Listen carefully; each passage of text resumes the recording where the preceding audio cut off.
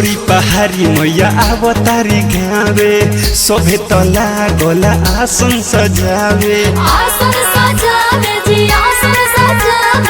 छोड़ी पहाड़ी मैया आवतारी गावे सोभे तला गोला आसन सजावे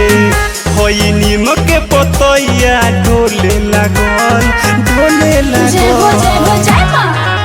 चह चह कोयलिया बोले लागल देवी माई के अखिया खुले लागल चह चह कोयलिया बोले लागल देवी माई के अखिया खुले लागल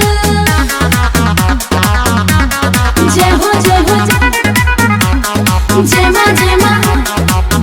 चह चह कोयलिया बोले लागल देवी माई के अखिया खुले लागल गैया के गोबर से अंगना लिपवनी पौवा पखारे खाती जल लेके आई मैया पूरा दी है मनवा के सरदा यही से लाल चुनरी मंगवनी चुनरी चढ़ावनी जे चुनरी चढ़ावनी गैया के गोबर से अंगना लिपवनी पौवा पखारे खाती जल लेके आई मैया पूरा दी है मनवा के सरदा यही से लाल चुनरी मंगवनी मारी खुशी से फूल अरहुले लागल जय हो जय मां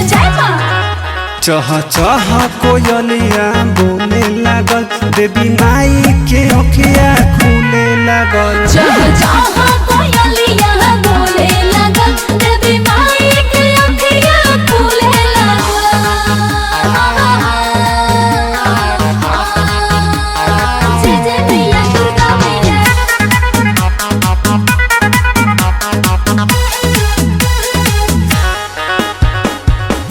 जय हो मैया शेरावाली म्यूजिक बाय विनय सर जय हो मैया थानेवाली जूही गुलाब नहीं दोसर कोनो फूल के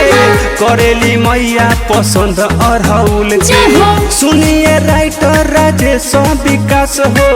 अशोक के नमी करल जाय मिल झूल के होई मिल जुल के होई मिल जुल के जूही गुलाब नहीं दोसर कोनो फूल के करेली मैया पसंद अरहुल के सुनिए राइटर राजेश विकास हो अशोक के नमी करल जाय मिल झूल के जय हो कि मैया गईली झूला झूले लागल जय हो जय मां